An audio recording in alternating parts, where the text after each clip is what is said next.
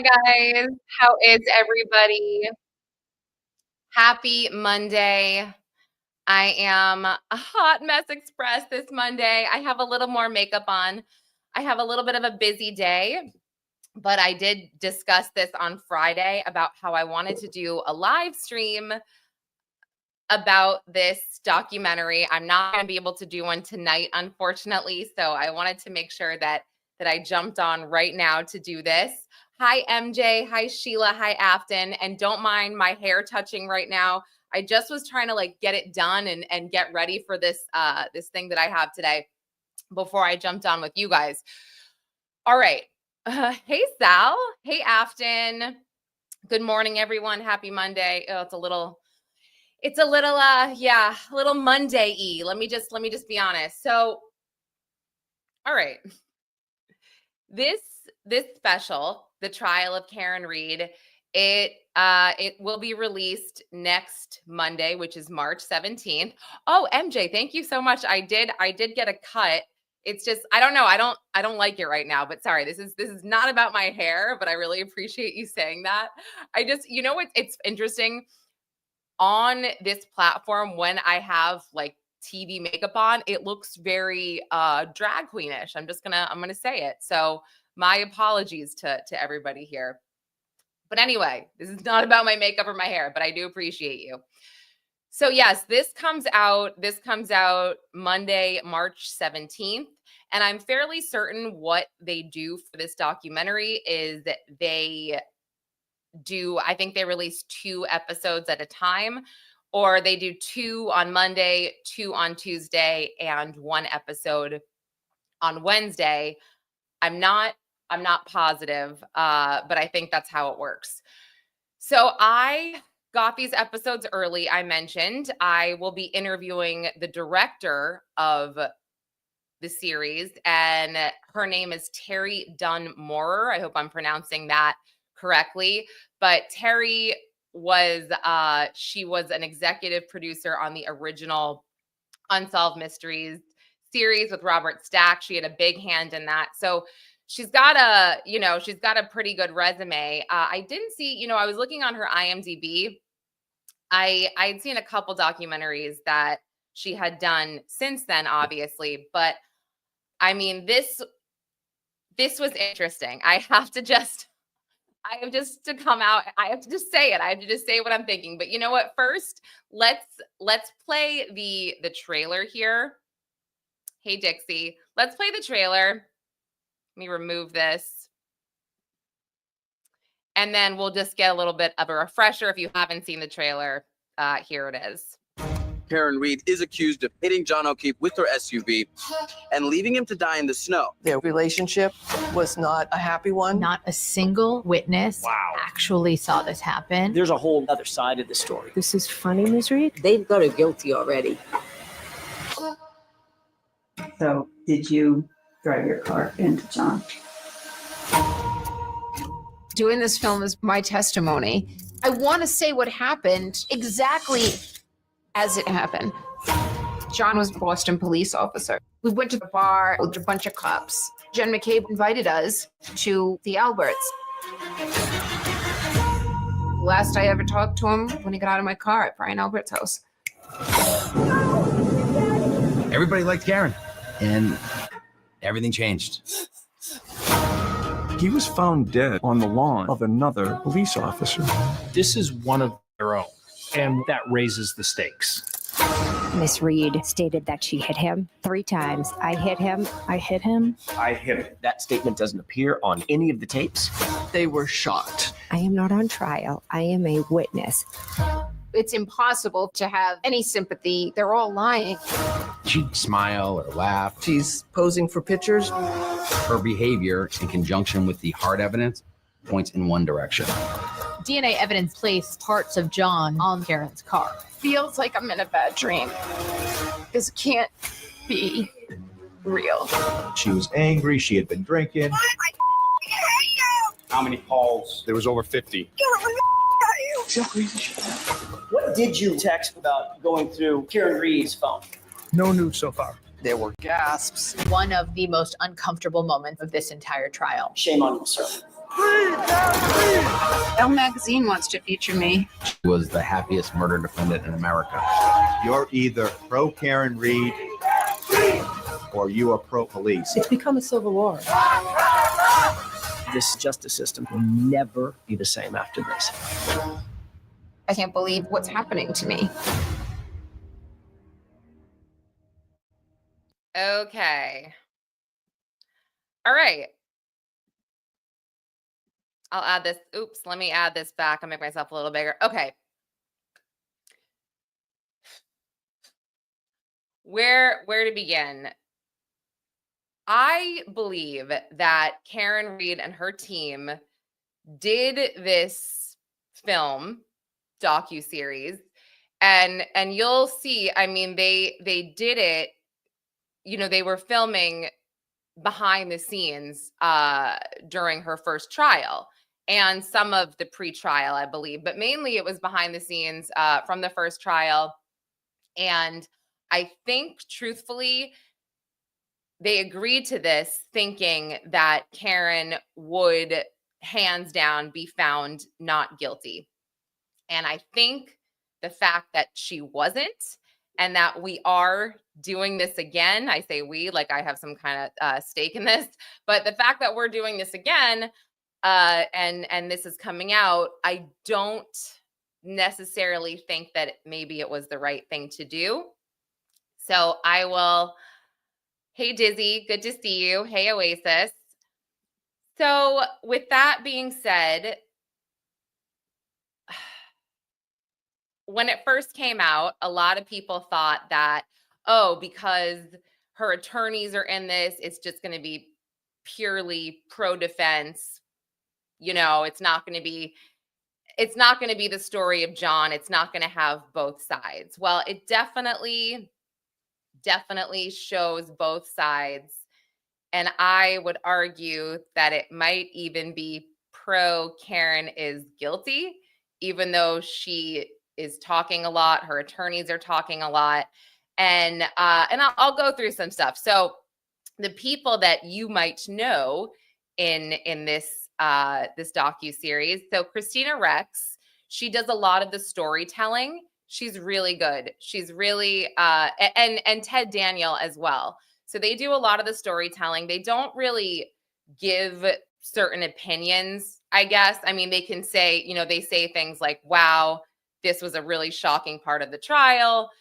And the way they phrase things, I think, is it's smart. They'll say, well, according to the defense, or they'll say, well, according to the prosecution. They just, you know, they kind of make it so it's not their opinions because they are reporters. They're just reporting on this case. There are content creators that comment. I would say Jennifer Coffindaffer is a part of this. I think she might come in. So I made the mistake. I watched some of the episodes out of order. Coffindaffer comes in. She says some things, and if you follow her on Twitter, you'll see that she does believe that Karen is guilty. I don't know what's his last name. He's Yellow Cottage Tales. I know his name is Kevin.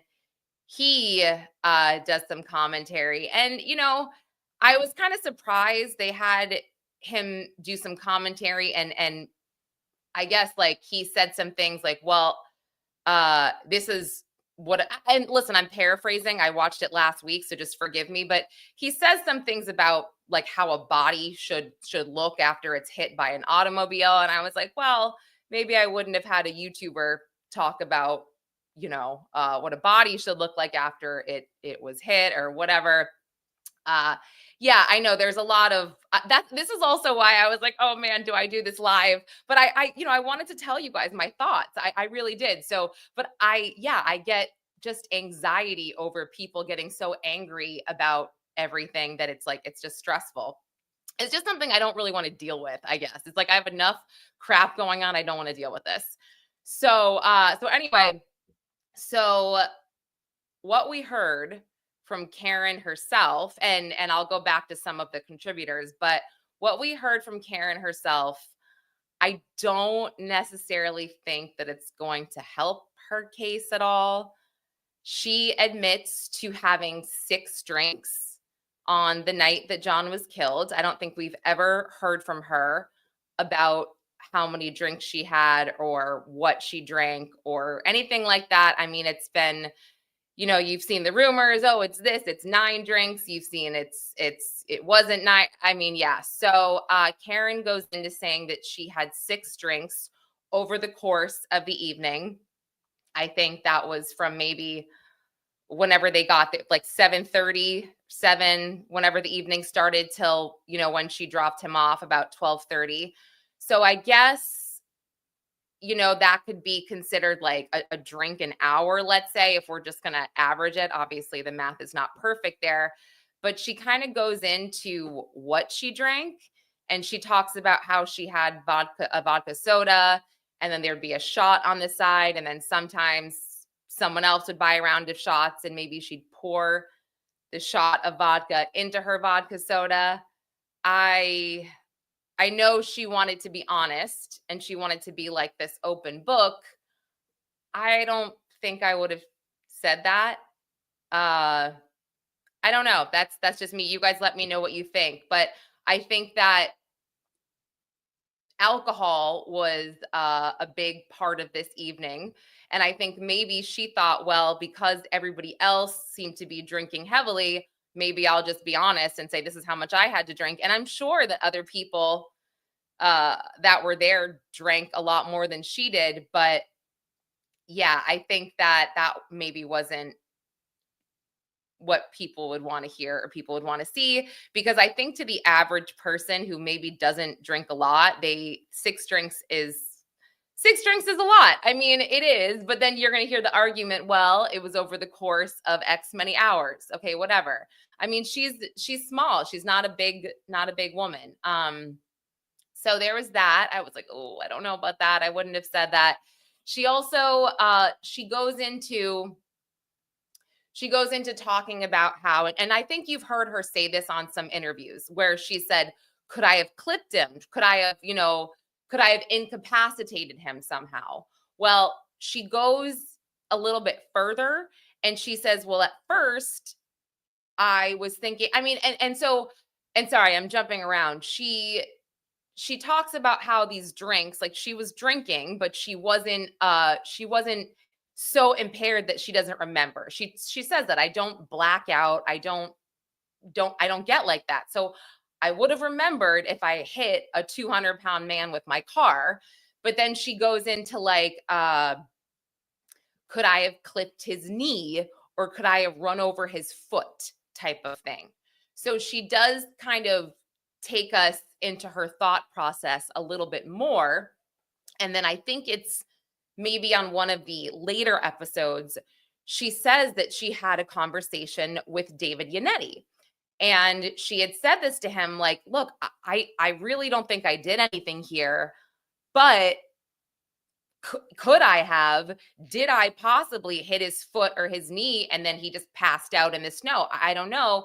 And then she kind of said, well, Yannetti said, if you did that, then you have to take some kind of responsibility here, or some kind of culpability. And she pretty much was like, she says this is in her words.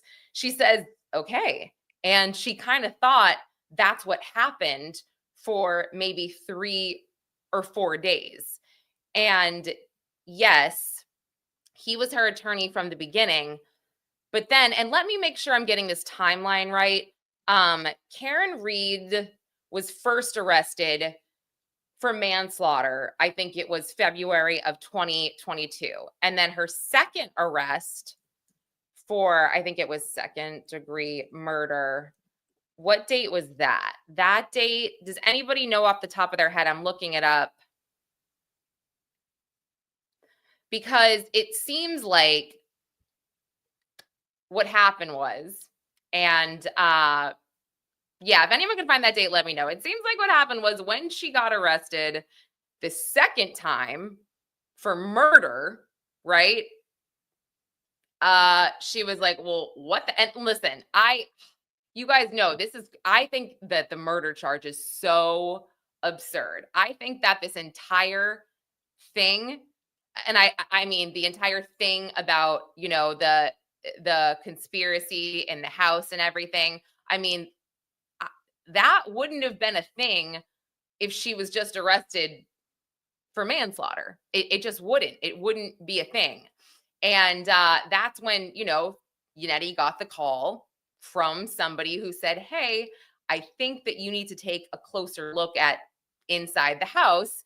And I've said this before. So as a defense attorney, your client is being charged literally with second-degree murder. Are you going to ignore, I guess, a tip on something that came in from an outsider that knew the people in the house? I mean, no. It's like, I'm not pushing any type of conspiracy here. I'm not saying this happened or that happened. I'm saying, what did they think was going to happen? Okay, hold on. Indicted. Okay, 6/22/22. Right. So I think that call came in August of 2022, if I'm not mistaken, to her attorneys. So that's when they started looking into it. And they were like, oh, and then, you know, they were able to get the subpoena for Jennifer McCabe's phone. They saw the Google search. And yeah, and then it all kind of spiraled from there. Maybe certain people, you know, whatever. I'm not going to get into that. But all I'm going to say is when you see the timeline kind of just laid out for you in one place, and it's been a while. I mean, this has been going on for a few years. When you see a timeline, it's in one place, you're like, oh, okay. So again, it seems like she was not thinking about this at all until she was, number one, charged with murder. And then number two, this tip came in and her attorneys had to explore it. I mean, again, their client is being charged with murder and someone from the outside told them to look a little bit further. So, and hey, Diana, hey, Paul. So yeah, so she, you know, it's crazy. You see this never before seen footage, or I hadn't seen it, of her being arrested the second time. And we've seen flashes of this where she's literally in her boxer shorts and she's getting arrested. And there's body cam footage from Michael Proctor. And Karen is saying, like, I don't even have underwear on right now. Can I go put clothes on? I really don't want to be on the news, like in my underwear and in my slippers, because she wasn't expecting to get arrested for murder. And so they say, yeah, you can. And then they have this footage of Michael Proctor kind of walking away with another cop. And he says something like, and I'm paraphrasing, he says something like, see, I told you she was crazy. All she cares about is like the way she looks on TV. And I'm kind of like, well, I mean, me personally, I don't think that's super crazy to want to put clothes on. And maybe, you know, I'm sure she didn't really know kind of what she was saying or what she was doing in that moment because it was such a shock. But no, I don't think it's out of the ordinary to say, hey, can I like go put some underwear on? But yeah, they had him saying that, and I had never seen that footage before. And then they actually have her being put into a jail cell with the door closing. It was like, whoa. And yeah, I mean, I continue to be shocked that this is a murder trial, and it didn't stick with just kind of what it was initially with the manslaughter, because like I said, I just don't think that we would be here right now if they just kind of, you know, stuck with the manslaughter charge. And yeah, so that was pretty surprising. And Karen said something about Judge Cannoni, and I don't remember which episode it was, but I was like, I don't know if I would have. And it's not that she says anything negative per se, but she makes a comment, something along the lines of like, and the judge, like, does she think this is a joke? This is my life. So she doesn't say her name, and she doesn't necessarily say anything negative. She just is like, this is my life. Like, what is, you know, does she think this is a joke? And I was like, oh, I maybe would have omitted saying anything about the judge, because if you are found guilty, then this judge is going to sentence you. This judge is going to determine whether you get life or whether you get something else. And yeah, I didn't think that was maybe the smartest thing. But again, I have a feeling that this was all done when she thought perhaps that she would be found innocent. So back to just the people that were in the docuseries commenting and who are, you know, part of the family and friends and who are commentators. So you had Christina Rex, Ted Daniel, Jennifer Coffindaffer, you had Yellow Cottage Tales, Kevin something.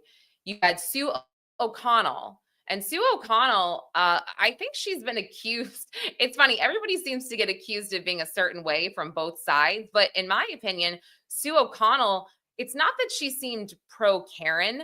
It's more that she did a really good job of pointing out all of just the ridiculousness with the investigation, with law enforcement, and just some of the mysteries and the holes that we've seen in this case.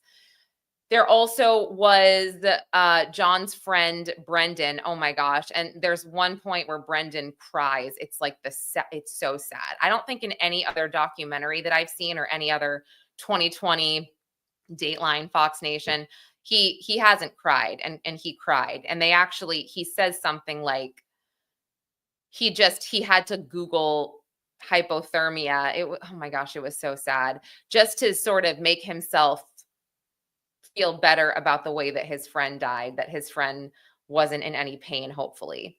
So that was awful. And then they have Karen's friend John. He's only in it for like I guess the people on Karen's side, besides Karen, Yannetti, Jackson, Little, besides them, they really only have her friend John for like, I feel like it was one sentence maybe. They have Microdots, Richie. And again, Richie only said maybe one or two things.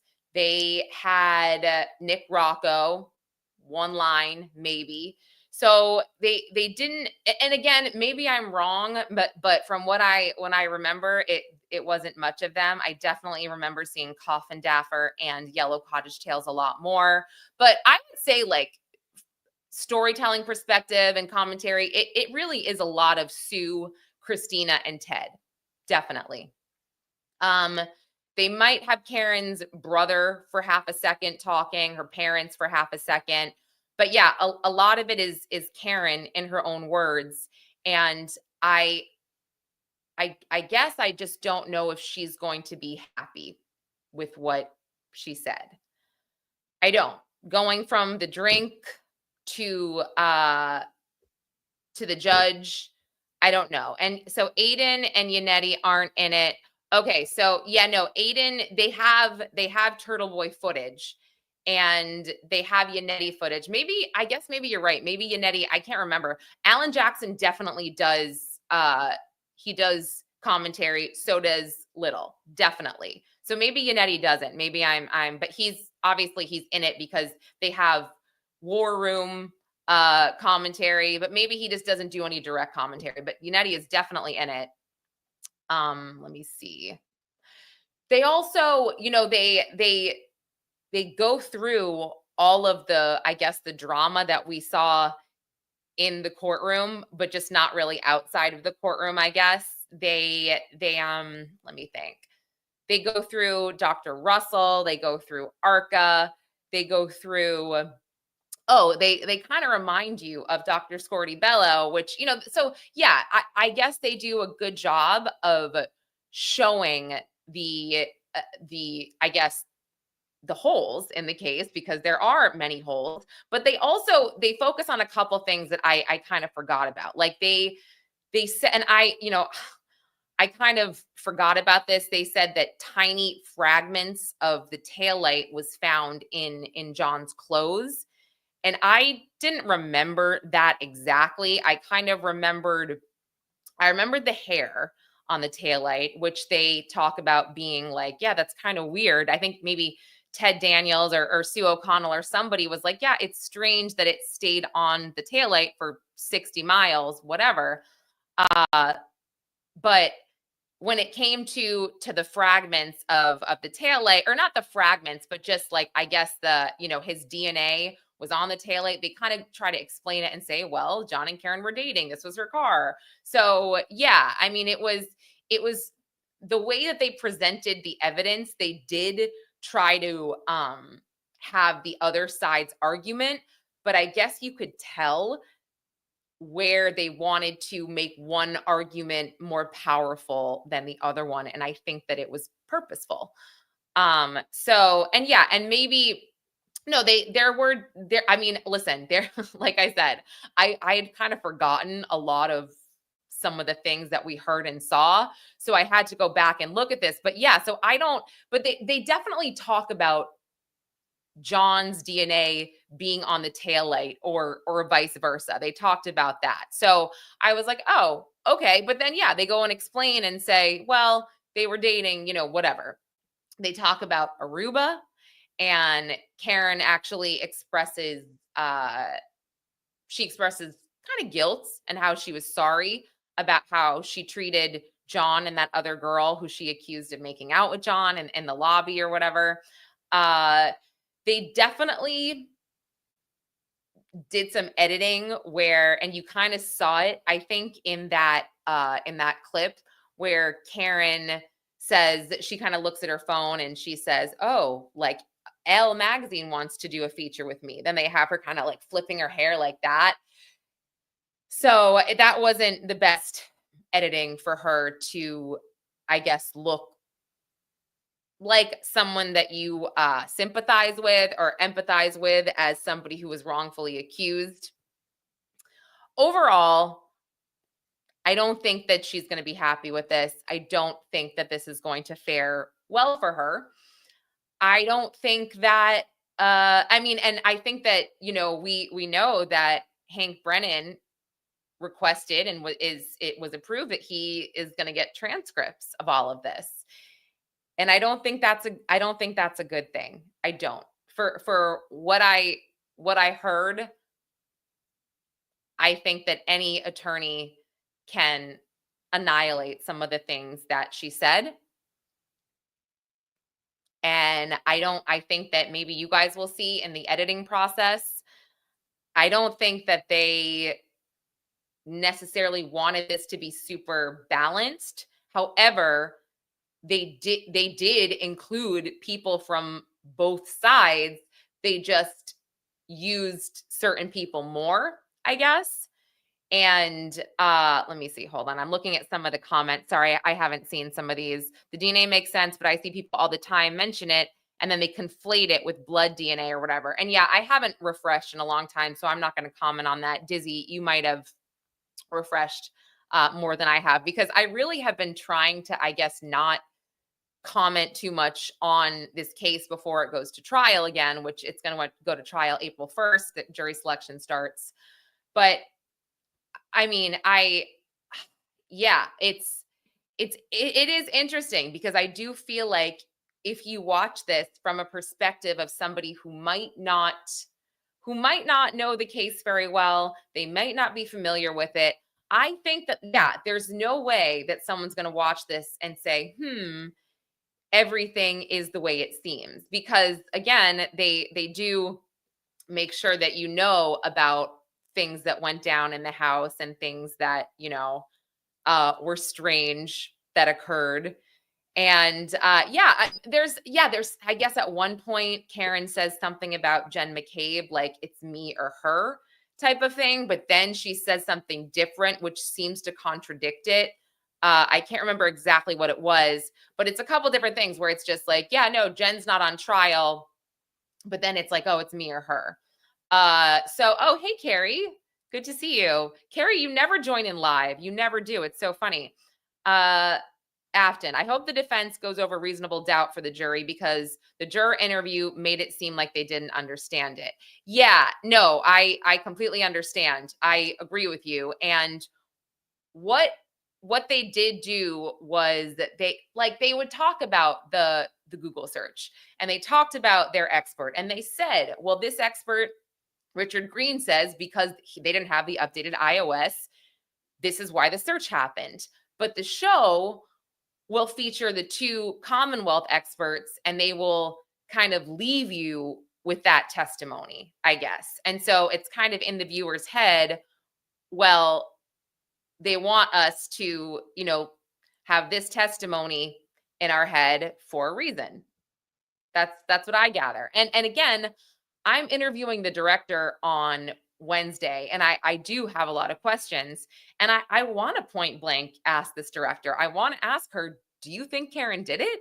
And do you think, did you follow the trial itself? Like, did you sit in the courtroom? Did you watch all of it? And what are your thoughts here? I want to know, especially after talking to everybody. I'm going to go back up in the chat. Hold on. Did I miss something? Somebody said, absolutely, she did, Karen. It was so obvious. What did I miss there? Absolutely. Oh, Jen had a thing for O'Keefe, you said. Okay, got it. Yeah, I don't know. I have no idea. I'm going through. Okay. So, yeah, they, again, I get overall, and I mentioned they dropped the 2 episodes for the first night for this like premiere, and then the second night, I believe they drop another 2. So I think that when the first 2 episodes drop, those to me are the most anti Karen, I think she did it type of episodes. And the fact is, they kind of leave you with those until the next night.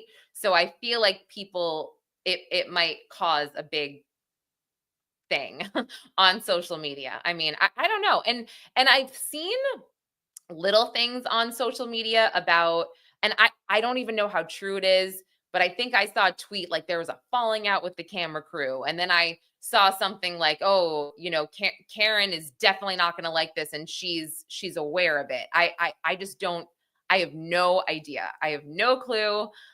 I just watched it and I was like, oh, I don't think that she should have done this. And that is me. That is my opinion. They talk about also, which I found to be interesting, when Karen is in the courtroom, they bring up the fact that, she was called in the media the happiest murder defendant, and that there are lip readers. And so when she'll go to whisper something to Alan Jackson, people are trying to read her lips, whatever. Alan Jackson at one point, I guess they're in the car, and I'm paraphrasing throughout all of this, so don't take word for word what I'm saying. But he said something like, Karen, like, don't talk to me. Don't, just sit there and be yourself type of thing. And Karen is kind of like, all right, well, if I smile, I'm a cold-hearted bitch. Or, and if I smile, I'm not taking it seriously. If I don't smile, I'm cold-hearted. If I whisper something, they're going to read my lips. So she talks about how she just doesn't know how to act. She doesn't know the right thing to do, the right way to be. And that seems to be like a little point of contention. And Alan Jackson's like, don't shoot the messenger type of thing. I'm just telling you, this is what I'm reading in the media. So this is interesting. Will Jackson get in trouble for this given the new gag order? I mean, I would think not, because it was filmed so long ago, and there should be some kind of clause, right, for anything moving forward. But I haven't seen that filing. I know Dizzy, you sent it to me last week. I didn't have a chance to go through it or read it. But yeah, I that little moment right there between them, I was like, oh wow. And yeah, I would think that this is allowed. They shot it a long time ago, but you know what? I gotta say, Alan Jackson should probably be like, oh wait, it's not allowed. You guys you take this down. You gotta shut it down. We can't air it. So what does it say? What do they call that in producer terms, Lauren? In the can? Yeah. Well, exactly. It's in the can. in post-production. But yeah, so I would say maybe Alan Jackson said anything post-production is allowed, but anything new moving forward is not allowed. Oh yeah, they definitely are not forgiving, I guess, when it comes to Turtle Boy. Karen actually admits to having a contact and texting with Turtle Boy. She says at first that they were using a third party. Doesn't go into who the third party was, but then that they started texting back and forth. And they kind of went into like, there's nothing wrong with that type of thing. I don't remember exactly what was said, but she does admit to talking to him directly. And they give Turtle Boy a lot of credit, actually. Let me back up. They give him a lot of credit in making this case, I guess, popular in the public. And let's be honest, I mean, small town Massachusetts, and you've got TMZ and the New York Post covering it, and not just Dateline, and so yeah, they definitely give Turtle Boy credit when it comes to making this case just a public national case. Let me pin some of this for you guys, but they call him the blogger. They do, they don't necessarily give him any type of journalistic credit. Carrie says, my thing is if the people who think KR is guilty only want to use KR's words against her, but not tell them John never went into the house or don't text about it, just call. Yeah, they definitely, let me go back to this. They do talk about the butt dials. And that I thought was pretty interesting, where they did this whole segment, and Alan Jackson was pretty funny. He said, there was, I guess, these early morning hours in Canton, Massachusetts on this date where everybody's butts were making calls and everybody was butt dialing. So they make that, yeah, kind of hard to believe. It is kind of hard to believe when you really think about it, how all of these butt dials were occurring after a certain point in time, certain point in the evening. Let me see. Carrie says, and Turtle Boy and Karen Reed admitted a long time ago about them talking. He's a journalist. They took it to a grand jury to indict them both, but they couldn't because nothing was done wrong between them. Yeah, that's the thing. She was talking to him. She doesn't say what they were talking about. I'm assuming obviously about the case, but like, I don't know, that wasn't something that necessarily bothered me. He's a journalist reporting on the case. Let me see. You've never been a Turtle Boy fan, but how you feel about him has zero to do with your opinion of her guilt. I went into the trial knowing nothing. The trial was a slam dunk innocent to me, and you were shocked. Yeah, and I think that's what needs to be told to people, is like, a lot of people just hate Turtle Boy or something. So they say, oh, she's guilty, or no, maybe you see the evidence and you think she's guilty. I really just, I was with you on the trial, and that's why I'm kind of waiting for trial number 2, just because I felt that the prosecution really did not meet their burden. Everyone knows that's how I feel. I'm not going to sit here and accuse anybody of killing John. I want justice for him and for his family. And they do talk about his family being harassed, and they talk about they have footage of them being booed going up the courtroom stairs, and that footage has been used a lot, I think, in a lot of the other shows. And yeah, I mean, I'm trying to think if I am forgetting anything super important about the case, but yeah, they have Karen talking a lot, and I do feel like her words may end up being used against her, and definitely in the court of public opinion, hands down, that is going to happen. But I'm talking about the transcripts being in Hank Brennan's possession, I think that, yeah, that's not going to be great. Not going to be great at all. So let me know if you guys have some questions, because maybe some of your questions I'll remember a little bit more about this. But yes, I will be interviewing the director. I have so many things I want to ask her. I'm hoping that, she'll be honest. She'll be forthcoming with me about behind the scenes stuff that I want to know. And thank you guys. If you missed the beginning of this, I have a lot of extra makeup on because I have a shoot today. So it looks really drag queenish in the light online. So it's weird. But thank you. Carrie, we were just talking about this. I don't know if there anything in there, if you guys have this document that says anything that's post-production is allowed. I would think that this would be allowed. And let's be honest, it would be a lot of money down the tubes for Warner Brothers if they couldn't air this. I mean, can you imagine? Oh my goodness, I cannot imagine. But yeah, let me know. I don't think this is going to be great.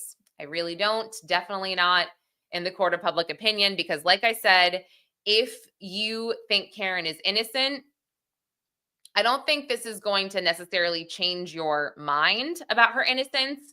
But what it will do, and it made me really think, and I kind of went over this, like, if she wasn't charged with murder, would we even be here? I don't think we would necessarily be here. I feel like, in Karen's own words, she does talk about how there was a period of time that she thought maybe she did incapacitate him somehow. And she said, she's like, I don't black out. But yes, I was drinking and maybe I wasn't remembering clearly. But yeah, I mean, then they charged her with murder. Murder is, I mean, it's murder. So yeah, it made me think, like, this, it didn't have to be like this. It did not have to be like this. And somebody, I forget who says it, but someone even says it like this. Oh, maybe it was John's ex-girlfriend. I don't remember her name. She kind of has red hair or something. She kind of says, like, it was awful and it was sad, but it was pretty, an open and shut case. Karen accidentally hit him, and that's that. And yeah, again, maybe it would have been, but then she was charged with murder. And I mean, women, okay? She called him 50 times and left those messages after he was probably incapacitated somehow. I've always had a hard time with that. I don't think that those voicemails and those texts prove that she's some kind of, murderous woman. If anything, it proves that she was angry and she was mad at him, because you're not going to cover your tracks, right? This is my opinion. You're not going to cover your tracks after you kill him and call 50 times. I mean, yeah. So that's so funny, because I said I think it was the only woman who left nasty, angry voicemails and killed her husband was Betty Broderick. She was insane. And it's like, if anything, you see these sweet voicemails when significant others or spouses kill one another. Scott Peterson, remember that call? Hey, babe, I'm remember that one? It was like so sweet, so ugh. And there's more. I can't think of them right now. But yeah, they use those voice messages against her, and I'm like, man, I don't see how that's murder. But many of us know that a grand jury will indict a ham sandwich in most cases. So, right, Karen, that's how I feel. She didn't know. So yeah, I kind of walked away from this series, and I think that's my final thoughts here, is like, it didn't have to be this way. I really don't think it had to be this way. I think that if they didn't charge her with murder, that maybe this idea of John being murdered inside the house wouldn't have popped in to this guy's head who knew the family, the Alberts and, whoever, and then he wouldn't have made that call. Maybe he wouldn't have. So that's how I kind of felt after watching this. Like, well, wait, this seems so convoluted. It really does, because I'm sure in Karen Reed's mind, she's like, I didn't murder anybody. Like, I did not murder anyone. And when you're accused of murder, it is your constitutional right to have a defense here. And by the way, the doc does have disclaimers, after commercial breaks and all the episodes, like only, no one else has been charged in the murder of John O'Keefe and whatever. So yeah. And yeah, Nikki, that's what I mean. Like the conspiracy, it seems, yeah, like, oh, the police conspiracy, this, that, whatever. But then you're like, wait, she murdered him. Like, it's like, no, I don't feel that. And they also, they do talk about how this police conspiracy, let's say they bring up a police conspiracy. They talk about how the residents of Massachusetts in these small towns and in the Boston area, let's say, they really, it resonated with them when they felt like there was a police cover-up and they felt like Karen was framed. It was resonant with them because they had dealt with a lot of corruption in law enforcement in Boston.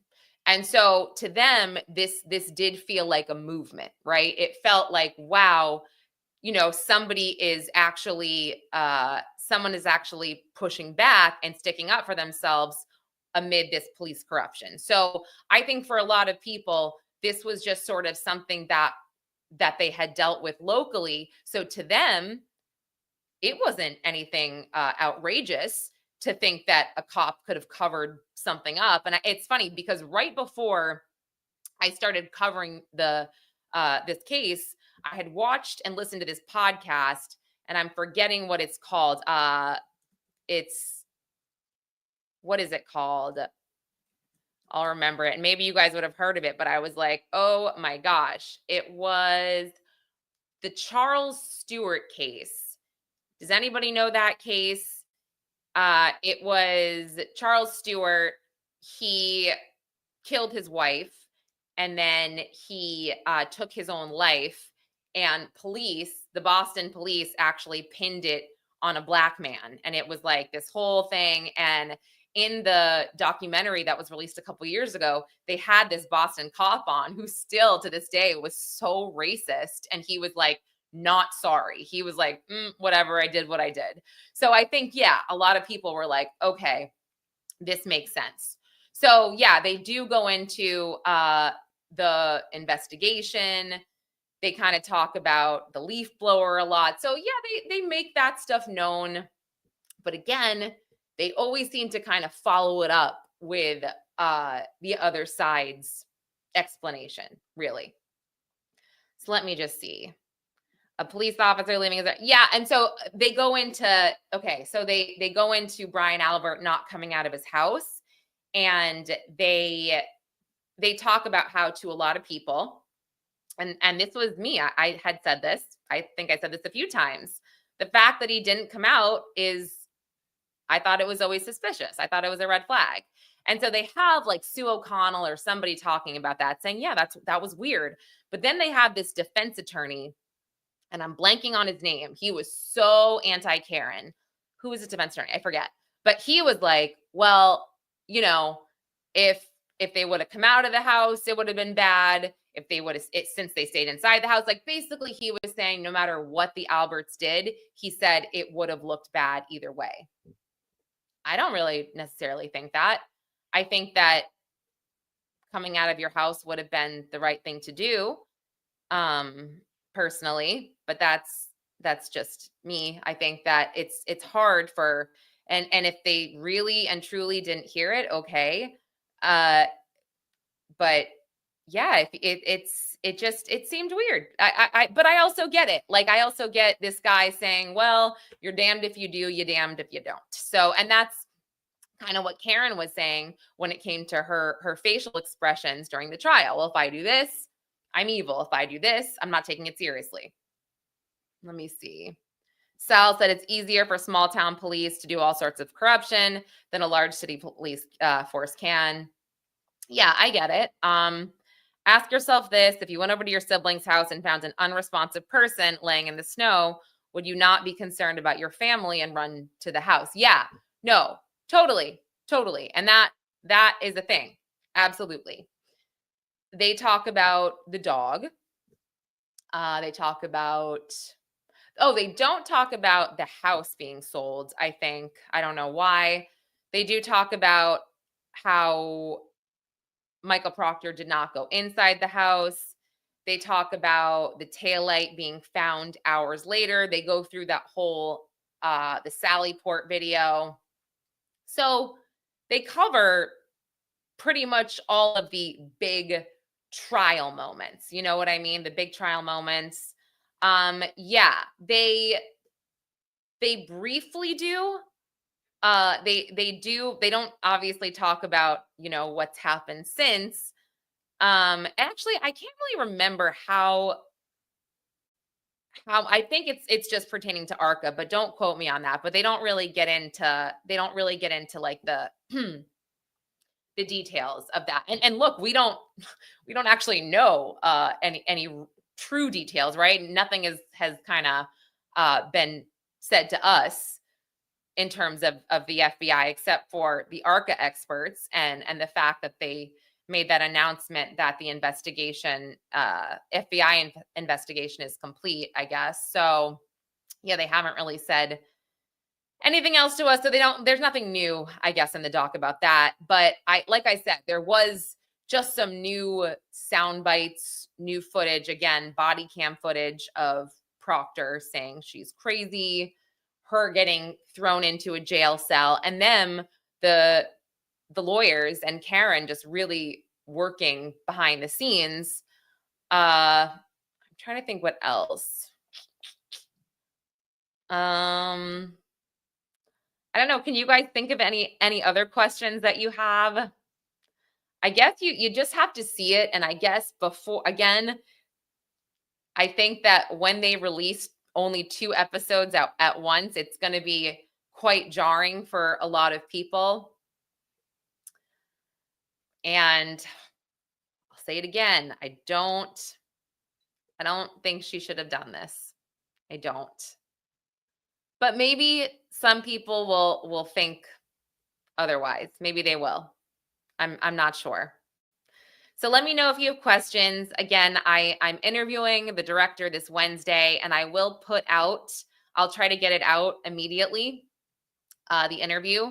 And if you think of anything that you want me to ask the director, let me know. Send me a DM on Twitter at Conlin_Lauren. Yeah, and again, I go back to saying that, and Nikki, if you missed the beginning, I just think that when Karen and her team agreed to do this, I think that they really were like, she's going to be found innocent. Let's do it. And the fact that she wasn't, yeah, I think that's kind of where things don't look great. So I guess we'll see. Morning, Hawkeyes. Morning. If she's worried about, okay. Yeah. I think did she not? You're right. I guess just the transcripts, but Dizzy ask her, the director, if she's worried about the judge making her turn over her notes. That would be kind of crazy. I feel like turn over notes, but who knows? I don't know. Yeah. Oh, we'll see. We'll see. It's a lot. And again, I almost didn't do this live because I just don't feel like having anyone yell at me. I just don't feel like it. I can't take it anymore, where it's like, oh, that's right, Gretchen Voss did have to turn over her notes. Yeah, no, you're right. We'll see. But no, I'm all about like, say your opinions, just be nice to each other. I mean, thank you, Karen, for not yelling at me. And you guys know it's not like I can't handle it. I just don't feel like dealing with it. I'm sick of like, I guess I'm just sick of asking questions and pointing out what I felt went wrong in the first trial and why I felt that certain things didn't make sense, and being called such a bad person, a conspiracy pusher. It's just like, what? It's like, I didn't say anything about that. I truly, I wasn't there. I literally don't know what the hell happened. All I know is this is weird and that is weird. So whatever. Anyway. All right. I'm sorry that this was like, if you guys probably wanted more, and I'm sorry. You're probably like, wait, that's it? That's what you wanted to say? I don't know. I just felt like giving my thoughts and kind of preparing people either way for this. And yeah, my I guess in conclusion here, I don't think that she should have done it.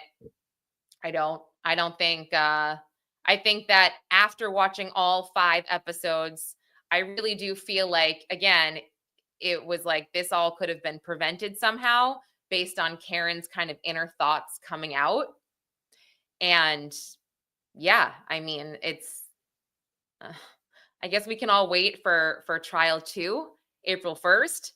But I mean, John O'Keefe, he deserves justice, but putting Karen Reed like away for life for this, I mean, that just doesn't, that doesn't seem like justice. So it's kind of just like, how did we get here? How did we get here? So, yeah. All right, guys. Well, thanks again for listening. The sneak peek wasn't anything special, but I wanted to get it off my chest. So appreciate you all. And Jarrett and I should be good for a live on Wednesday as well. So we can go over probably some Kohberger stuff, maybe some Kansas mom stuff. And yeah. So, all right, guys, thanks for being here. Because of that 9 to